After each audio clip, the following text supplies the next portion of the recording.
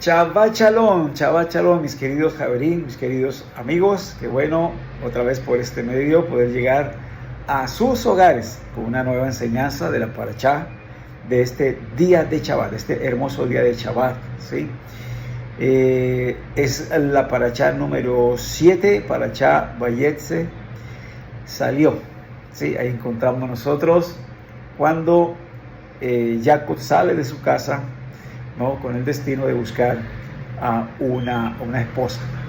Encontramos esta porción, esta sidra, en Bereshit o en Génesis capítulo 28, verso 10 hasta el capítulo 32, verso 2. ¿Sí? Allí encontramos la porción de este día de Shabbat. Entonces, en esta parashá encontramos, ¿verdad?, cómo se menciona a Jacob y cómo adquiere sus esposas. Se habla acerca del nacimiento de los Shvatim, o sea, de las tribus. También todas las peripecias que tuvo en relación con su suegro, ¿verdad? Su suegro Labán. Y también habla acerca de su salida de Aram y regreso a la tierra prometida. Sí, más o menos así, al grosso modo, es el resumen, ¿verdad?, de lo que encontramos en esta parashá. Vamos a ver en esta porción, ¿verdad?, algunos pasajes que nos explican nuestros sabios y que podemos confrontar con nuestra realidad existencial. Sí, vamos a ver allí algunos pasajes, algunas cosas que muestran o demarcan, ¿verdad?, el derrotero a seguir, que marcan las características de aquellos que son creyentes y aquellos que son justos y temerosos de las naciones. Nos dice el Midrash, ¿sí?, acerca de Lea, que fue la primera mujer de Jacob. ¿Y por qué fue la primera mujer de Jacob? Porque ella oraba insistentemente al punto de debilitar sus ojos por el llanto de no querer ser esposa de Esaú, ¿sí? Y también en haberle dado hijos que serían la mitad de las tribus de la nación de Israel.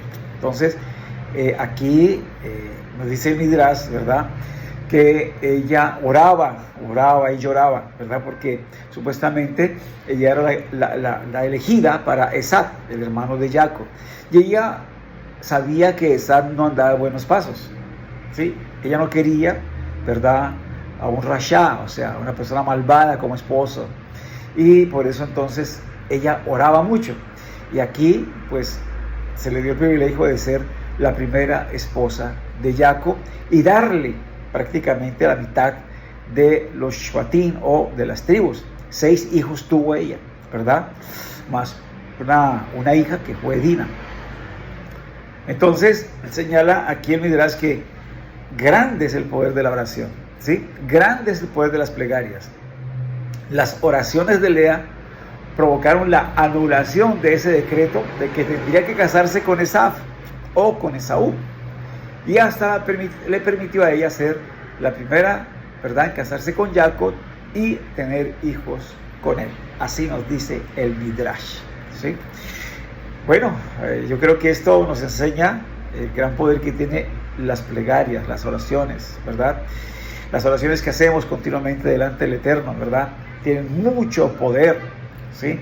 Y el profeta Isaías, hablando acerca de las características de Jacob como tal, o de Israel como tal, en Isaías 41, dice allí: no temas, gusano de Jacob, ¿sí? No temas, gusano de Jacob, vosotros hombres de Israel, yo te ayudaré, declara Adonai, tu Redentor, que es el Santo de Israel. Entonces, caramba, pero ¿por qué titula allí eso, verdad? ¿O por qué dice la escritura gusano de Jacob? ¿Por qué dice la escritura gusano de Jacob? ¿Acaso Jacob es un gusano? ¿Es comparable a un gusano? Bueno, tenemos que ahí ver algo importante. El gusano tiene cierto poder. ¿Y en dónde está el poder del gusano? En su boca. Porque el gusano penetra la piel, ¿verdad?, y llega hasta las entrañas de las frutas. Porque el gusano es lo que se lo come a uno cuando ya uno está enterrado, ¿sí? Entonces penetra las capas de la piel y todo eso, ¿sí? Entonces, ¿dónde está el poder? En su boca. ¿Sí? Entonces, aquí aludiendo a que la tefilá, la oración, ¿verdad?, es el poder de Israel. ¿Dónde está el poder de Israel? En su tefilá, en su oración, en sus plegarias, en lo que sale de su boca. ¿Sí? Y esto obviamente lo heredamos de nuestros ancestros, tanto de los padres como de las madres, ¿sí? Los patriarcas, ¿sí? Todas las dificultades que pasaron fueron con el fin de buscar cercanía con el Creador. ¿Sí? Todas las dificultades que pasaron, las matriarcas, los patriarcas, era con el fin de que buscaran cercanía con el Creador. Y así sucede hoy día, ¿verdad? Las pruebas, las dificultades nos habilitan para buscar cercanía y comunión e intimidad con el Creador. Si no, dígame lo contrario. Pero cuando tenemos dificultades, cuando las cosas se ponen más difíciles, cuando las pruebas llegan, ¿verdad? Es cuando, caramba, más nos entregamos a la tefilá, a la oración, a la plegaria, ¿sí? A esa comunión, a esa intimidad con Hashem, ¿verdad? Para mirarnos, a ver qué está sucediendo, para corregirnos, ¿verdad? Para juzgarnos a nosotros mismos y cambiar el camino, el rumbo, lo que tengamos que hacer, ¿verdad? Pero queremos complacer al Creador. Entonces, para eso son las pruebas, para eso son las dificultades. Todo eso debemos aprovecharlo para crecer, para madurar. ¿Sí? Es una oportunidad para buscar cercanía y comunión e intimidad con el Creador. Y esto obviamente va en la genética del pueblo judío, ¿sí? De todo aquel que es creyente y temeroso del Eterno. ¿Sí? Es una de las características propias de una vida piadosa. Anhelamos y buscamos continuamente esa cercanía a nuestro Creador, ¿sí? Para agradecer, para reconocer su soberanía en todos los aspectos de nuestro diario vivir, ¿sí? Entonces, todo eso va en la genética, ya lo llevamos nosotros ahí incorporado, lo recibimos de nuestros patriarcas, de nuestros descendientes, ¿verdad? Allí, ¿verdad? Nosotros somos los hijos de Abraham, ¿sí? De todas esas tribus que fueron esparcidas por todas las naciones del mundo. Entonces ya llevamos eso genéticamente ahí incorporado. Y es algo que amamos. Y es necesario. Es nuestra forma de vida que jamás podemos divorciar de nosotros, ¿sí? Y es una de las características marcadas de los discípulos de nuestro Maestro de Justicia, Su Majestad Yeshua el Mesías. Eso lo podemos allí corroborar, ¿verdad?, en las Escrituras, ¿sí? Pero tendríamos que primero ver a nuestro Santo Maestro. Él es nuestro ejemplo. Entonces, veamos a ver si nuestro Santo Maestro también tenía estas características, también tenía estas cualidades, ¿verdad? Y lo podemos encontrar allí en los Besorot. Mateo capítulo 21, verso 13, dice: mi casa será llamada casa de oración. Obviamente él se refiere al Beit Hamikdash, o sea, al templo de Jerusalén, ¿sí? Allí ese lugar sería llamada casa de oración para todos los pueblos. Como dice Isaías 56:7, dice: y yo los traeré a mi santo monte y los alegraré en mi casa de oración. Sus holocaustos y sus sacrificios serán aceptos sobre mi altar, porque mi casa será llamada casa de oración para todos los pueblos. Entonces vemos allí, ¿verdad?, que para eso es el templo, para ir allí, presentar los holocaustos, los sacrificios, ¿verdad?, que había que hacer según la ley levítica, pero también allí para presentar nuestras plegarias, nuestras oraciones, ¿sí? Pero ahora, ¿qué sucede? Ahora, con todos los discípulos, ¿verdad?, de Su Majestad Yeshua, todos somos templos, todos somos morada. Uno de los objetivos, ¿verdad?, del Eterno al pedirle a la nación de Israel que hiciera un habitáculo para él estar, ¿verdad?, era con el fin de que nosotros fuéramos ese habitáculo, nosotros fuéramos ese templo, nosotros fuéramos esa morada de la presencia divina, ¿sí? Entonces, eso es lo que nos dice el Rashta, allí en Efesios capítulo 2, verso 22, dice: en quien vosotros también sois juntamente edificados para morada del Eterno en el Rúa, ¿sí? Entonces, nosotros también somos morada, ¿verdad?, del Eterno en el Rúa HaKodesh, en el Espíritu de Santidad. Entonces, por eso digo que es una de las características de todos los discípulos, de nuestro Santo Maestro, porque todos los discípulos de nuestro Santo Maestro estamos sellados por la promesa. ¿La promesa de qué? De ese menaje, de ese consolador que vendría, ¿verdad? Y que el Padre enviaría en su nombre para que hiciera morada en cada una de nuestras vidas. Entonces, si somos casa del Eterno, si somos morada por el Rúa, entonces nosotros somos personas que nos entregamos a la oración y a la plegaria. Porque Él dijo, mi casa será llamada casa de oración. O sea, hablando ya en sentido personal, ¿sí? Tu vida, mi vida, debe ser una vida llena de plegaria, de oración, ¿sí? De intercesión, ¿sí? Porque somos morada del Eterno en el Espíritu. Entonces, mirando nosotros, por ejemplo, la oración en el ministerio de Yeshua, podemos ver cómo Él se entregaba a las plegarias, cómo Él, ¿verdad?, pasaba tiempo en comunión con el Eterno. En Matillahu, o Mateo capítulo 14, verso 23, dice, después de despedir a la multitud, subió al monte a solas para orar. Y al anochecer estaba allí solo. Entonces miren ustedes allí. Se empleó en la oración. Despidió a la multitud y subió allí al monte a orar a solas. ¿Sí? Y entonces vemos allí cómo Él da ese ejemplo tan claro. Tan es así que los discípulos, yo pienso que al verlo tanto orar, ¿verdad?, constantemente le dijeron, maestro, enséñanos a orar. Y entonces Él allí les enseña a orar. Así que lo que vemos allí en Matillahu capítulo 6. En Marcos, capítulo 1, verso 35 dice, levantándose muy de mañana, cuando todavía estaba oscuro, salió y se fue a un lugar solitario y allí ¿qué? Allí oraba. Entonces vemos que esta es una de las características de todos los discípulos de nuestro Santo Maestro, nuestro Maestro de Justicia, personas que oran, personas que claman, personas que ponen su tefilá, su oración, su plegaria delante de Él, ¿sí? Es una característica innata de todos aquellos que nos llamamos discípulos de Yeshua el Mesías. Y también aún de los justos de las naciones, ¿sí? Justos y temerosos de las naciones, ¿verdad?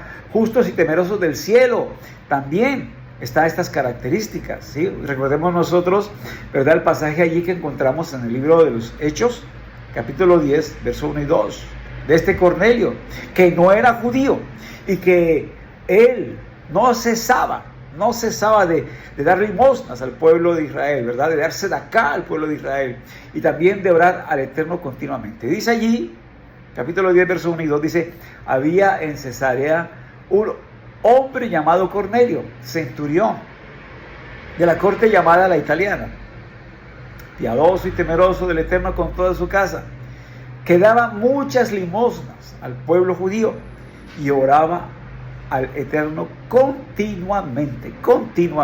Vea eso, un hombre dedicado al Masito bien, a las buenas obras, ¿verdad?, dando allí, ¿verdad?, el sedacá al pueblo judío, ayudando a los necesitados del pueblo judío. Y dice ahí que oraba continuamente al Eterno, Entonces, característica de todos los justos y temerosos del cielo, entre las naciones y de todos aquellos que nos llamamos ser discípulos de Yeshua, de su majestad Yeshua el Mashiach. Vamos a ver aquí también lo que nos recomienda el Rav Shah, el rabino Saúl de Tarso, acerca de esto. Dice en Efesios capítulo 6, verso 18, con toda oración y súplica, exhortando, ¿verdad?, a la comunidad de Éfeso, ¿verdad?, que ¿qué deberían hacer? Pues orar, ¿sí? Con toda oración, súplica, orad en todo tiempo, dice aquí, en todo tiempo, ¿sí? No solamente la oración de Shaharí, Minjá, Arri, no, todo tiempo es todo tiempo, a tiempo y fuera de tiempo, de noche, de día. Sí, y dice aquí, en el Rúa, o sea, ya entendemos nosotros que es una oración más profunda, más entregada, ¿verdad?, al Espíritu para que Él interceda por nosotros, ¿verdad?, delante del Padre, esas oraciones milimétricamente perfectas. Cuando es del Rúa, ¿verdad?, entonces entendemos que son oraciones milimétricamente perfectas, y más si ustedes las hacen en otros idiomas o en otras lenguas, ¿verdad? Porque el que habla en lengua extraña, habla al Eterno y no a los hombres. O sea que es una oración perfecta, milimétricamente perfecta delante del Eterno. Si usted tiene ese don, ¿verdad? Úselo en las tefilot, úselo, porque esa es una oración espiritual, ¿sí? Entonces, dice aquí que hay que velar, hay que vigilar con ella, ¿verdad? Con toda perseverancia y súplica. Dice, por todos los santos. Debemos interceder por todos los santos, por la nación de Israel, por todos los justos y temerosos de las naciones, por todos los creyentes del mundo. Orar para que se mantengan firmes, para que sigan siendo luz, para que sigan siendo sal de la tierra. Y aquí el Rastá añade, dice, y orad por mí, oren por mí para que me sea dada palabra, ¿sí? Al abrir mi boca, a fin de dar a conocer sin temor el misterio de los besoró del Evangelio. Entonces, qué bueno es que ustedes, ¿verdad?, estén orando por nosotros, los que día tras día enseñamos, día tras día estamos allí para, ayudando a la gente, día tras día estamos aconsejando. Ustedes oren por todos los líderes espirituales, por los moré, por las morá, ¿verdad?, por los rabinos, por todos los que enseñamos Torah. Estén orando para que podamos tener palabra, ¿sí?, y dar a conocer todas estas bendiciones, todo este conocimiento precioso que se está abriendo para muchas personas que están llegando a sus raíces, que están llegando, ¿verdad?, a su legado ancestral, que están llegando, ¿verdad?, como oveja perdida de la casa de Israel, otra vez a su casa. Entonces, que el Eterno nos dé ese favor, esa gracia, ese gesed, ¿sí?, y ese denuedo para poder tener palabras inspiradas y poder llegar a tantas y tanta gente, ¿verdad?, y poder traerlos, ¿verdad?, de regreso a casa, ¿sí? Aquí el Rastá dice, y oren por mí. Yo también les digo, oren por mí, y oren por todos los líderes que nos atrevemos por estas redes, ¿verdad?, a llevar el mensaje, a traer el mensaje de la Torah, a traer el mensaje, ¿verdad?, que trae luz, y a traer el mensaje del Mesías Yeshua, el Mesías judío. Bien, también aquí hay un juego de significados, ¿verdad?, muy interesante acerca del judío Mordejai o Mardoqueo, como se traduce al español, ¿sí? Y quise traer esto como para dar más profundidad y ver allí, ¿verdad?, algunas cosas que este juego de palabras está revelando, ¿sí? En Esther capítulo 2, verso 5 dice, y había en la fortaleza de Susa un judío que se llamaba Mardoqueo o Mordejai, hijo de Yair, hijo de Shimei, hijo de Quis, benjamita, ¿sí?, de la tribu de Benjamín. Entonces, aquí hay como un juego de significados en la descendencia de Mardoqueo o Mordejai. Y yo quise traer esto porque estas son características innatas de personas, ¿verdad?, de luz, de personas que son sal de la tierra, de personas que andan con el creyente, con el Eterno, que son creyentes, que son temerosos del cielo, ¿sí? Y entonces nos dice aquí el Tratado de Megilá, ahondando en los nombres de estos, de la descendencia de Mardoqueo, dice que es Mardoqueo hijo de Yair, y Yair ahí significa luz, significa iluminar, hacer ver, significa dar a luz, ¿sí? Entonces eso significa Yair, ¿no? Dice hijo de Shimei, Shmi es escuchar, ¿sí?, es escuchar. Entonces allí como que, ¿verdad?, es como que se escucha o hace que se oiga la plegaria, ¿verdad?, de Israel. Y Kish, ¿verdad?, allí significa fuerte o poderoso. Entonces, uniendo todo esto, podemos decir que golpeó a las puertas del cielo y hizo que se cambiara el decreto. ¿A través de qué? Obviamente de la oración, a través de la tefilá. Sí, interesante esto, ¿verdad?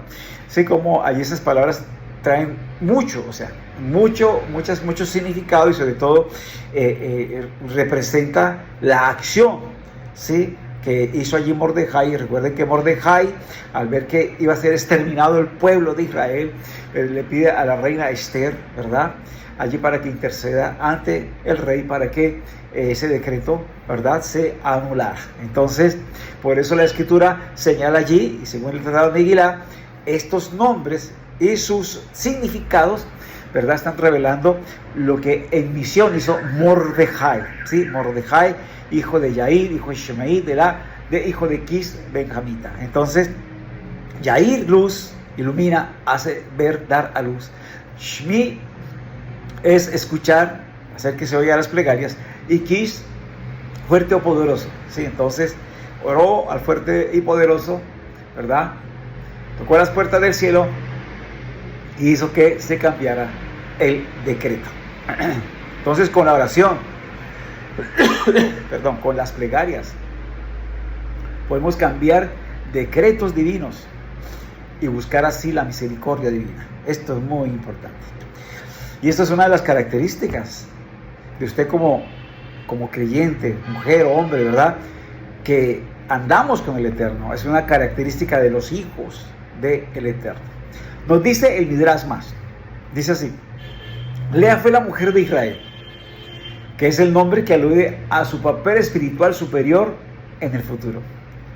Esta idea queda ilustrada en el hecho de que Rachel dio a luz a Yosef, que salvaría a su familia del hambre. Pero Lea tuvo a Leví y a Judá, que son las tribus que representan el sacerdocio, la monarquía, ¿sí?, de David y de Mashiach. Y debido a que Jacob estaba destinado a convertirse en Israel, debía casarse con Lea.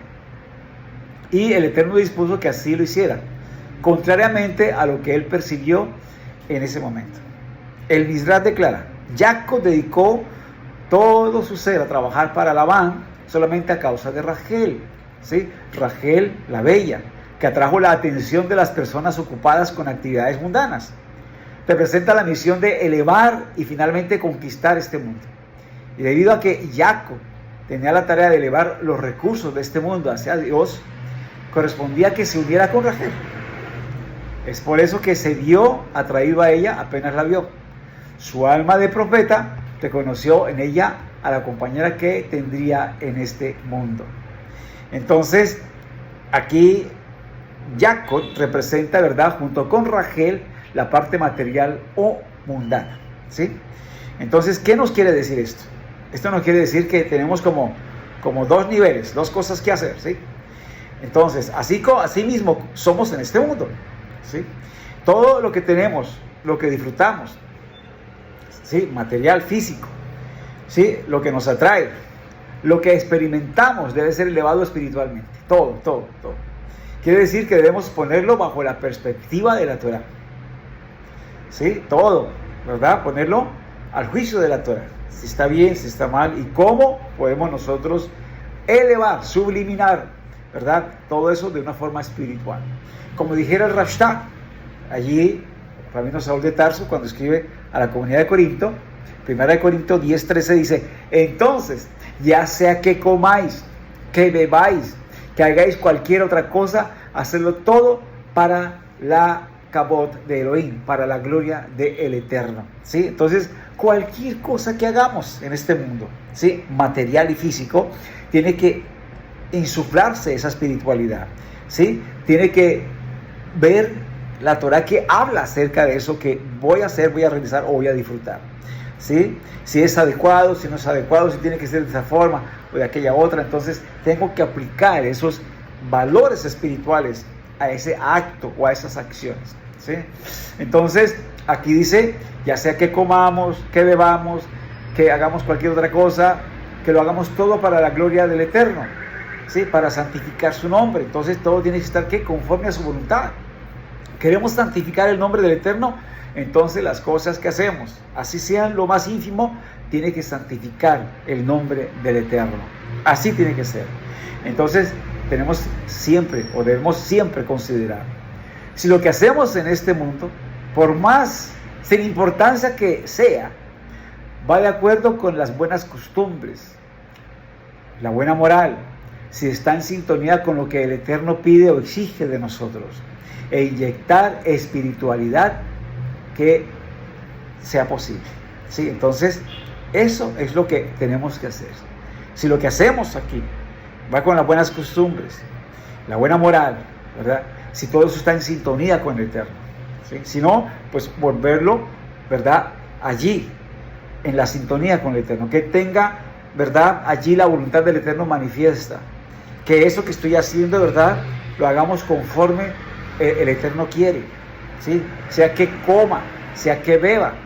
Y entonces allí entra, ¿verdad?, lo que es la dieta bíblica y todo lo demás. Yo sé que hay creyentes que dicen, no, que todo está limpio, que hay que comer lo que sea, que lo que pongan, ¿verdad?, delante de nosotros. No, eso obedece a malas interpretaciones. Pero aquí está claro, si coméis, si bebéis, si hacéis cualquier otra cosa, hagámoslo todo para la gloria del Eterno. ¿Qué significa eso?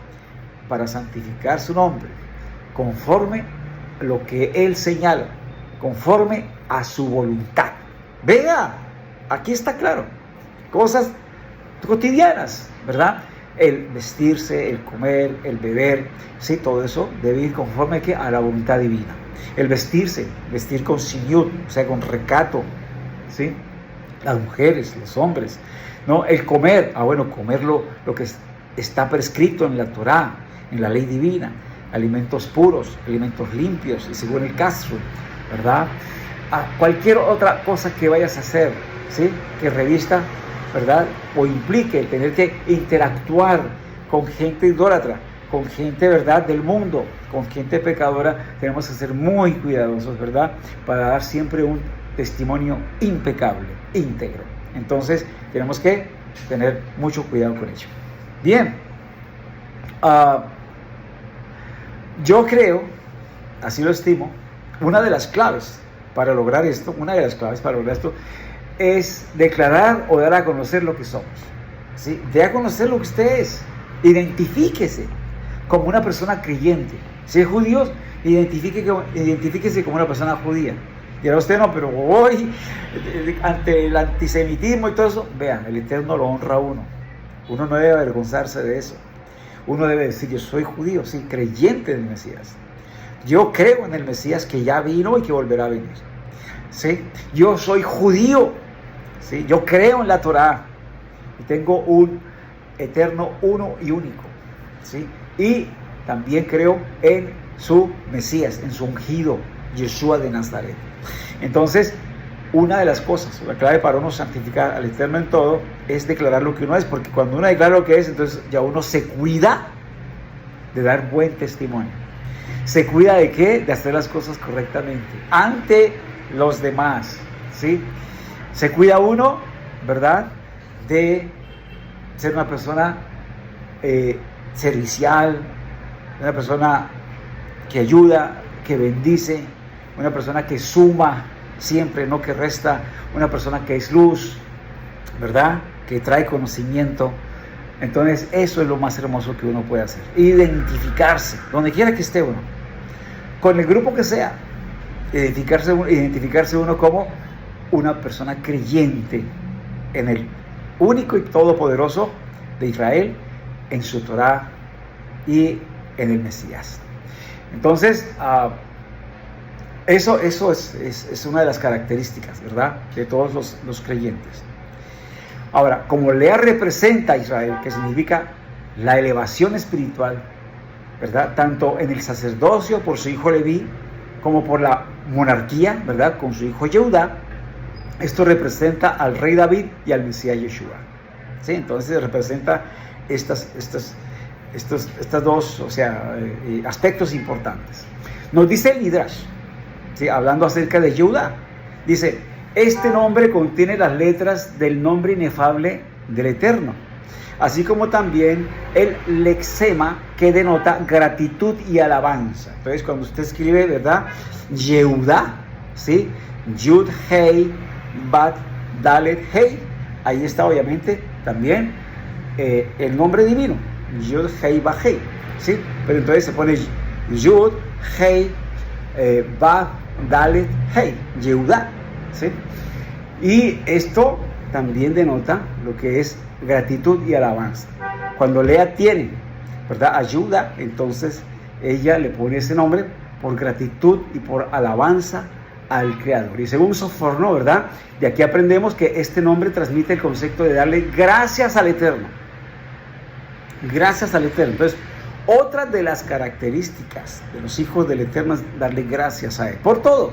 Por lo bueno, por lo malo, por lo que acontece, por lo que deja de acontecer. Hay que darle gracias al Eterno porque Él existe y dirige todo lo que existe. Y Lea sentía gratitud especial, ¿verdad? Ahora, debido a que siendo la madre hasta ese momento de una tercera parte de los 12 hijos de Jacob, ¿sí?, se le había concedido más de lo que por derecho le correspondía.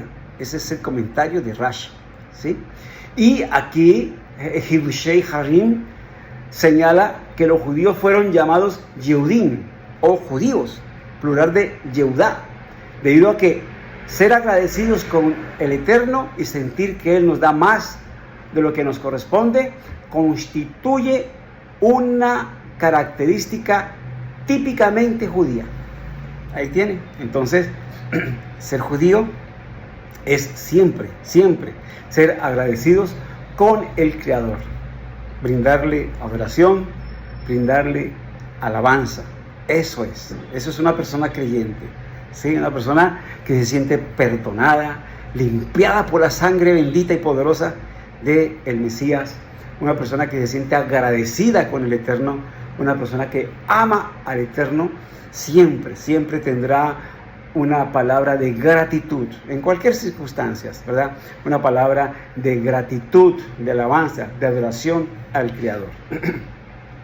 Y esto fue lo que señaló nuestro Santo Maestro, ¿verdad? Allí cuando hablaba con la mujer samaritana. En el Evangelio de Yohanan o Juan, capítulo 4, verso 23, dijo, pero la hora viene, y ahora es cuando los verdaderos adoradores adorarán al Padre en espíritu y en verdad, porque ciertamente a los tales el Padre busca que le adoren. El Eterno es espíritu, y los que le adoran deben adorarle en espíritu y en verdad. Sí, entonces vemos allí, es otra de las características de los justos, temerosos de las naciones y de cada judío, ¿sí? Darle gracias al Eterno, ¿verdad? Estar agradecidos con Él y darle siempre o brindarle alabanza y adoración, ¿sí? Y en verdad, en espíritu y en verdad. Otra de las cosas, yo quise aquí pues, traer otra, de pronto irme a uno de los profetas, pero por el hecho de que también en esta paracha se habla de que Rachel roba los ídolos de su padre, ¿verdad? Para que éste no se entregara más a la idolatría. Dice el comentario, ¿no? Sí, que le roba los ídolos a su padre Labán para que éste no se entregara más a la idolatría. La paracha señala eso, que ella robó los ídolos. En Daniel, capítulo 3, verso 12, se nos habla lo siguiente. Dice, pero hay algunos judíos a quienes has puesto sobre la administración, judíos que iban a ser acusados ante el rey. Dice, que has puesto sobre la administración de las provincias de Babilonia, ¿sí? ¿Quiénes? Sadrach, Mesach y Abednego. Dice, estos hombres, oh rey, no te hacen caso, no sirven a tus dioses ni adoran la estatua de oro que has levantado. ¿Sí? Entonces, recuerden ustedes que Nabucodonosor levantó ahí una estatua de oro para que fuera adorada, ¿sí? Y también para que sirvieran a esos dioses paganos. Entonces, aquí fueron acusados Sadrach, Mesach y Abednego, ¿verdad? De que ellos no servían a esos dioses y tampoco adoraban la estatua de oro que Nabucodonosor había levantado, ¿sí? Entonces esto obviamente nos muestra que como judíos nosotros no somos idólatras, ¿sí? Y quise coger este pasaje, ¿verdad? Donde Rachel roba los ídolos de su padre, ¿no? Para evitar que él se entregue más a la idolatría, para entender que nosotros nada que ver con la idolatría. Ahora, obviamente está la idolatría convencional, pero hay muchas clases de idolatría, ¿sí? Muchas clases de idolatría hoy día, ¿verdad? La tecnología, las redes, la música, los juegos, o sea, hay infinidad de cosas que pueden ocupar el tiempo, ¿sí? Más de lo necesario y se convierte en algo idolátrico, ¿sí? Algo que mina, ¿verdad? El tiempo productivo, acaba con, ¿verdad? Nuestro tiempo productivo de crecimiento, ¿verdad? Y de espiritualidad. Sí, entonces, muchas cosas se pueden levantar como idolatría, ¿sí? La vanidad, la belleza, todo esto muchas veces se pueden levantar como idolatría. Entonces hay que tener mucho cuidado con ello, y como creyentes nosotros tenemos que ser muy cuidadosos, ¿verdad?, de no llegar o no llevar en nosotros idolatría. Entonces tenemos que un judío, para concluir, para terminar, así como resumiendo todo, un judío o un creyente justo, temeroso del cielo, es aquel que ilumina con la verdad de la Torá. Reza, ora, ¿sí?, tiene sus plegarias, hace sus tefilot, agradece, es piadoso, hace masim tovim, hace buenas obras, no es idólatra, y sirve al uno y único Padre en los cielos, y sigue las pisadas del Mesías. Esas son las características entonces, y resumiendo, ¿verdad?, todo lo que aquí nuestros sabios declaran acerca de todos estos hechos, ¿verdad?, y cogiendo cada uno de estos hechos y mostrando las características de esos justos, entonces eso es lo que vemos aquí. Repito allí, ¿verdad?, para resumir y para terminar. Un judío y un creyente justo y temeroso del cielo es aquel que ilumina con la verdad de la Torá. Reza, ora, hace sus plegarias constantemente, ¿sí?, agradece, ¿sí?, adora, ¿sí?, alaba al Creador, es piadoso, hace masim tovim, buenas obras, no es idólatra, y siempre estará al servicio del uno y único Padre en los cielos, y sigue las pisadas del Mesías. Mis amados, que el Eterno los bendiga. Para todos, Shabbat Shalom y Shalom Ubrajo, paz y bendiciones. Hasta una próxima.